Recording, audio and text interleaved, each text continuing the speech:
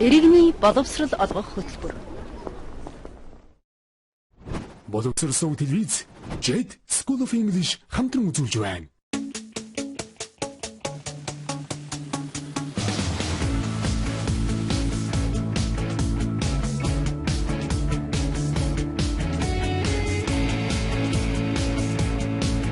Англи хэлний асын зан сургалт. Сайн үзэгчтэй Jet англи хэлний сургуулийн багш шинэхлэхэр байна. Ингээд гүнзгий шатны үгсийн сангийн 7 дахь хичээл маань та бүхэндээ өөрөхөд бэлэн болж байна. Өнөөдрийн хичээлийн сэдэв бол family буюу гэр бүл гэсэн сэдэв баамаа. Та бүхэн хичээлдээ идэвхтэй олцоорой.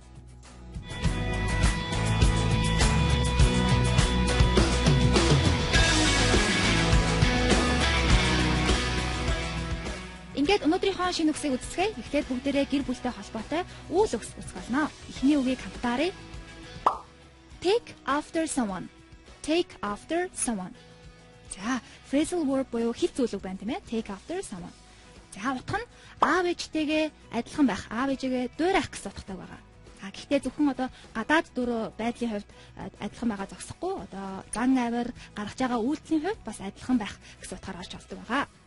Тэгвэл жишээ өгүүлбэрийг хамтдаа уншъя. Your daughter doesn't take after you at all. Your daughter doesn't take after you at all. За, танаа одоо охин тийм ээ чамтай ердөө адилхан биш юм аа. Огт өөр юм аа гэсэн утгаар орж байна. За, тэгэхээр ерөнхийдөө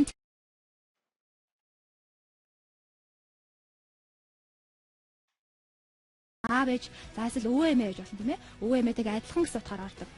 Гэр бүлийнхаа гишүүнтэй адилхан гэсэн утгаар ордог байх нь. Тэрнээс ш одоо ажлын одоо өөр ямар нэгэн хүн ч юм уу эсвэл найз нөхдөдөө ч юм уу адилхан гэсэн утгаар хэлж болохгүй байх нэ. Зөвхөн гэр бүлийн гишүүдтэйгээ адилхан гэх тохиолдолд ашигладаг юм байна. Ингээд дараагийн үгийг хамтдаараа Run in the family. Run in the family. За, энэ үгийг шууд одоо орчуулах юм бол тийм ээ. Гэр бүлд нь гүүх гэж байгаа юм шиг харагдаж байна тийм ээ. За, тэгвэл огтур утгатай байгаа. За, ямар нэгэн авьяас эсвэл ямар нэгэн одоо биеийн шинж чанар тухайн гэр бүлийн ихэнх гишүүдэд нь байх гэсэн утгатай байгаа. Тэгвэл жишээ өгүүлбэрийг хамтдаа уншъя. His father and uncle were basketball stars in college. So athletic ability runs in the family. За, энэ дээр бол түүний аав бас одоо нагад сайхан тийм ээ. Коллежид байхдаа сагсан бөмбөгийн одоо одууд байсан. Маш сайн сагсан бөмбөг тоглодог байсан. Тэгэхээр одоо энэ спортын авьяас энэ гэр бүлийнхэнд байдаг юм аа гэсэн утгаар орж байна тийм ээ. Дараагийн үгийг хамтдаараа settle down. Settle down. За, мөн phrasal verb буюу хэл зүйлүг байна. За, утга нь бол гэр бүлтэй болж төхнөхийг ингэж хэлдэг байх нь. Гэр бүлтэй болж төхнөх. За, нэг басандаа start a family буюу одоо гэр бүл зохиох гэсэн утгаар орж байна тийм ээ. Жишээ өгүүлбэрийг хамтдаараа When are you going to get married and settle down? When are you going to get married and settle down? За, чи одоо хизээ гэр бүл зохиох гэж байна да. Хизээ гэрлэх гэж байна. Хизээ гэр бүл зохиох гэж байна гэсэн утгаар орж байна тийм ээ. Дараагийн үг bring up. Bring up. Хамон хэл зүйлүг байна. Утга нь одоо өсгөж хүмүүжүүлэх гэсэн утгатай байх нь. Хин нэгнийг өсгөж хүмүүжүүлэх тийм ээ. За, тэгвэл энэ үг маань ихэвчлэн одоо идэхгүй хэл буюу passive дээр ихэвчлэн хэрэглэгддэг байгаа. За, тэгэхээр урталтаа to be үйл үг аваад be brought up гэж их ордог байх нь тийм ээ. Be brought up. За, тэгвэл жишээ өгүүлбэрийг хамтдаараа He was brought up by his aunt. He was brought up by his aunt. За, энэ дээр тэр одоо түүнийг нагад зэгчин юм уу эсвэл аав гэгчин тийм ээ өсгөж хүмүүжүүлсэн гэсэн утгаар орж байна. Дараагийн үгийг хамтдаараа spoil and pamper. Spoil and pamper.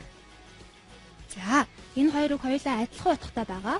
Утга нь хүүхдээ хит эрхлүүлэх гэсэн утгатай байх нь. Хит эрхлүүлэх. Жишээлх юм бол Don't spoil your child. Don't spoil your child. За, хүүхдээ битгий ингэж хитрхийг эрхлүүлээ гэсэн утгаар орж байна тийм ээ. Тэгвэл энэ өгүүлбэр дээр бүгдээрээ Don't pamper your child гэж хэлж болох нь. Don't pamper your child. За, тэгвэл spoil pamper гэсэн хоёр үг маань ed төсгөл авч одоо яг тэмдэг нэрийн үүргээр ордог байгаа. За, жишээлх юм бол spoiled child or pampered child.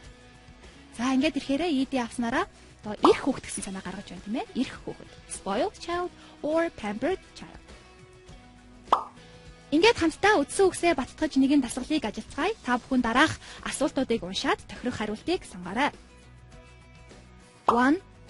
Who brought you up? 2. Who do you take after? 3. What runs in your family? 4. Don't you think your son is too spoiled? 5. Don't you think you need to settle down?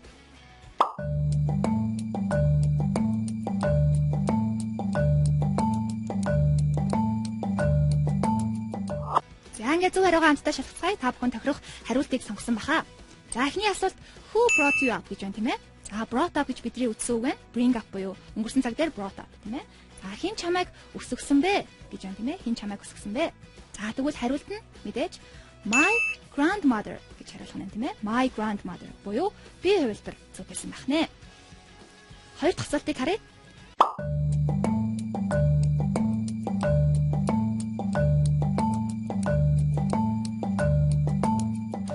Who do you take after? За, take after гэдэг үгээр бүгдээрээ санаж байгаах. Одоо аав юм уу ээжигээ дуурайх гэсэн үг байгаа шүү дээ. За, чи хинтэйгээ адилхан бэ? Тэгэхээр my mom we look exactly the same гэж хариулах нь тийм ээ. Ээжтэйгээ адилхан бит хоёр яг одоо адилхан хоорондоо маш адилхан. Буюу C хувилбар зөв байх нэ. Дараагийн асуултыг харъя.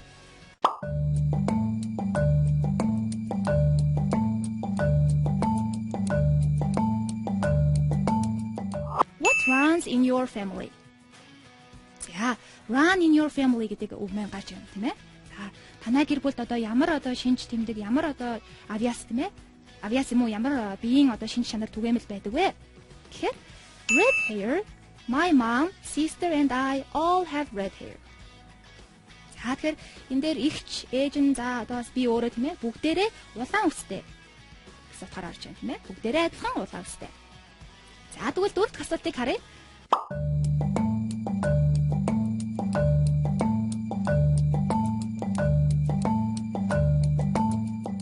Don't you think your son is too spoiled? За spoiled гэхээр одоо ирх гэсэн утгаар орж байгаа тийм ээ. За танай хүүхэд ч одоо арай дэндүү их ирх юм шүү. Тэгж бодохгүй байна уу гэж байна тийм ээ. За тэгвэл хариулт нь he is my only child гэж хариулах нэ. За тэр одоо миний ганц хүү шүү дээ. Утгаар орж байна тийм ээ. За тэгвэл сүүлийн асуултан дээр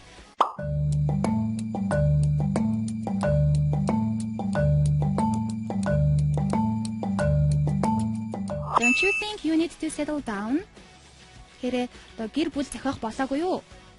Гэр бүл зохиох хэрэгтэй юм шүү гэсэн утгаар орж байна тийм ээ. Тэгвэл хариулт нь No need to hurry. I enjoy being single. Яарах одоо хэрэг алгаа. Одоо single буюу ганц бие байх нь одоо таалагдж байна. Сайхан байна гэсэн утгаар орж байна тийм ээ. Тэгэхээр D хувилбар зөв байсан байх нэ. Ингээд бүгдээрээ гэр бүлтэй холбоотой үйлэг үзэж дасгал ажиллаа. Тэгвэл үргэлжлүүлээд энэхүү сэдвтэй холбоотой нэр үгсийг хамтдаа үзсгэе. Эхний үгийг харъя. Ancestor. Ancestor. За та бүхэн дуудлагыг саараарай. Ancestor гэж уншихгүй байх нь тийм ээ. Ancestor буюу эхнийхээ үе дээр а ван дээр үргэлжлэлтэй унших нь. Ancestor. За утга нь өвгдээц. Өвгдээцийг ингэж хэлдэг байх нь. Тэгвэл жишээ өгүүлбэрийг хамтдаа уншийе. Our ancestors came to this country 150 years ago. За манай одоо өвгдээц тийм ээ. 150 жилийн өмнө энэ нутагт ирсэн, энэ оронд ирсэн гэсэн утгаар орж байна. Дараагийн үгийг хамтдаа харъя. Descendants. Descendants. За. Манай ancestors буюу одоо өвгдээц гэдэг үгийн ерөөдөө эсрэг утгатай үг нэгаа. Тэгэхээр үр удам, үр хойч гэсэн утгатай байх нь. Үр удам, үр хойч. Жишээлх юм бол Most of the people of Iceland are descendants of settlers from the Scandinavian countries. За, үйлдвэрийн утгыг харах юм бол одоо Исландийн ихэнх хүмүүс нь Скандинавийн одоо орнуудаас нүүж ирсэн хүмүүсийн үр удам нь байдгаа, үр хойч нь байдгаа гэсэн утгаар орж байна тийм ээ. Ингээд дараагийн үгийг хамтдаа харцгаая. Sibling. Sibling. За утга нь төрсөн ах юм уу эгчийг ингэж хэлдэг байх нэ. За төрсөн ах юм уу эсвэл төрсөн эгч тийм ээ. За тэгвэл жишээлх юм бол Do you have any siblings? Do you have any siblings? За нэг басанда do you have any brothers or sisters? Буюу одоо төрсөн ах эгч байгаа юу гэсэн утгаар асууж байна тийм ээ. Дараагийн үгийг хамтдаарай. Spouse. Spouse. За утга нь эхнэр юм уу одоо нөхрийг ингэж хэлдэг байх нь. За хүүс бол заахгүй байх нь тийм ээ. Эхнэрийг ч хэлж болно эсвэл нөхрийг ч хэлж болно. Нэг басанда одоо гэр бүлийн хүн хань гэсэн утгаар ордог байх нь. Тэгвэл жишээ өгүүлбэрийг хамтдаа уншийе. Any major financial questions should be discussed with your spouse before you make any decision. За энэ бол одоо санхүүтэй холбоотой ямар нэгэн шийдвэр тийм ээ гаргахаас өмнө гэр бүлийнхаа хүнтэй сайтар ярилцах хэрэгтэй гэсэн утгаар орж байна. Дараагийн үг biological parent. Biological parent. За утга нь бол яг төрсөн аав юм уу төрсөн ээжийг ингэж хэлдэг байх нь. Төрсөн аав, төрсөн ээж. Тэгэхээр одоо зарим хүмүүсд үрчлэгддэг тийм ээ. Тэгвэл яг үрчилж авсан аав ээжигээ биш, өөрийнхөө төрсөн аав ээжийг biological parent гэж хэлдэг байх нэ. За тэгвэл мөн biological mother гэж хэлж болох юм тийм ээ. Эсвэл biological father гэж хэлж болох юм. Ингээд жишээ өгүүлбэрийг хамтдаа уншийе. She was adopted when she was only 1 year old. She still doesn't know anything about her biological parents. За adopted гэж одоо үрчилж авах гэсэн утгатай байгаа тийм ээ. Тэгэхээр тэр нэг настай байхдаа одоо үрчлэгдсэн. Тэгэхээр өөрийнхөө жинхэнэ төрсөн аав ээжийнхаа талаар юу ч мэддэггүй. Одоо болтлыг юу ч мэддэггүй гэсэн утгаар орж байна. Дараагийн үгийг хамтдаарай. Housewarming. Housewarming. За энэ үгийг шууд одоо орчуулах юм бол гэрээ одоо халаах, гэрийн халаалт гэж аим шиг орчуулагдаж байна тийм ээ. За тэгвэл утга нь шин байрны найрыг ингэж хэлдэг байх нь. За шинэ одоо байр юм уу шинэ байшинд нүүж ороод найр хийхийг housewarming гэж хэлдэг байх нэ. Тэгвэл жишээ өгүүлбэрийг хамтдаа уншийе. We're going to have a housewarming party this Saturday. We're going to have a housewarming party this Saturday. За бид нэр энэ хагас өдөр тийм ээ шинэ байрныхаа найрыг хийх гэж байгаа.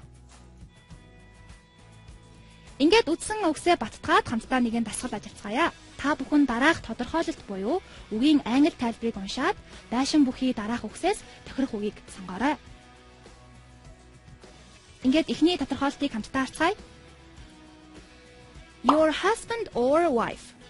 Your husband or wife. Зөв хариугаа хамтдаа шалгая. За мэдээж одоо эхнэр юм уу нөхөр тийм ээ яг нийлүүлээд яг юу гэж хэлдэг вэ гэж байна тийм ээ. За тэгвэл spouse гэж хэлж байгаа шүү дээ. Spouse. За сайн байна. Дараагийн тодорхойлтыг хамтдаарай. A person in your family who lived a long time ago. A person in your family who lived a long time ago. Зөв хариугаа хамтдаа шалгацгаая. За энэ дээр бол одоо маш олон жилийн өмнө амьдарч байсан одоо танай одоо гэр бүлтэй холбогдох юм хүн гэж байна тийм ээ. За тэгвэл мэдээж өвөг дээдсийг хэлж байна шүү дээ. Өвөг дээдс. Тэгвэл бүгдээрээ өвөг дээдсийг ancestor гэж хэлж байгаа. Ancestor. Дараагийн тодорхойлолт your own father or mother. Your own father or mother.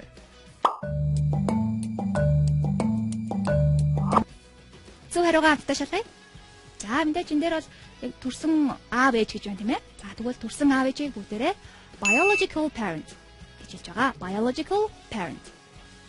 Дараагийн тодорхойлолт a party given by someone who has just moved into a new house. A party given by someone who has just moved into a new house. За нөгөөлбөр бол яг шинэхэн байранд нүүж орж ирсэн. Тэгээ хүний хийж байгаа юм найр наадмыг юу гэж хэлэх вэ гэж байна тийм ээ. За тэгвэл мэдээж шинэ байрны найрыг housewarming гэж хэлж байгаа. Housewarming. Дараагийн тодорхойлтыг хамтдаарай. Your brother or sister. Your brother or sister. За хамтдаа зөв хариугаа шалгая. За төрсөн ах юм уу эгчийг юу гэж хэлэх вэ гэж байна тийм ээ. За тэгвэл бүгдээрээ sibling гэж хэлж байгаа. Sibling. Дараагийн тодорхойлтыг хамтдаарай. Your children, their children's children, and all the people who live after you. Зөв хариугаа шалгацгаая. За энэ дээр бол одоо надаас хойших одоо гэр бүлийн маань хүмүүсийг хэлж байна тийм ээ. За таны хүүхдүүдийн хүүхэд, за тэдний бас хүүхдүүд гэхээр мэдээж үр удам үр хачиг хэлж байна шүү дээ. За тэгвэл үүнийг англиар descendants гэж хэлж байгаа. Descendants. Хятад хэлний алсын зайн сургалт.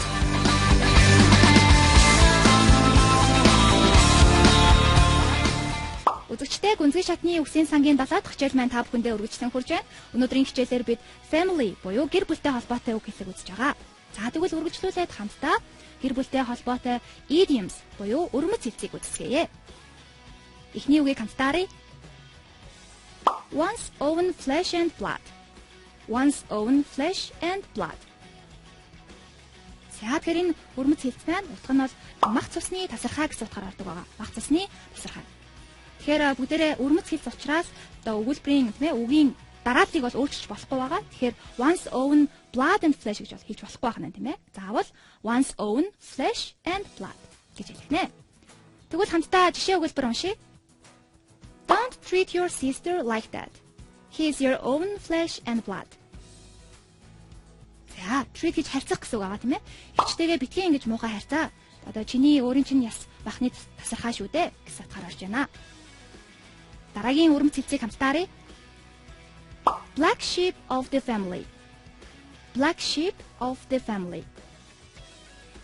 За шууд өвчилж орчуулах юм бол тийм ээ гэр бүлийн одоо хар хонь гэж байгаа юм шиг ойлгогдож байна тийм ээ. За тэгвэл утга нь одоо шовдор хүүхд юм уу шовдор хүнийг ингэж хэлдэг байх нь. Хамтдаа жишээ өгүүлбэрийг уншийе. John was a black sheep in the family because he didn't have a job and spent all his time on the street making trouble.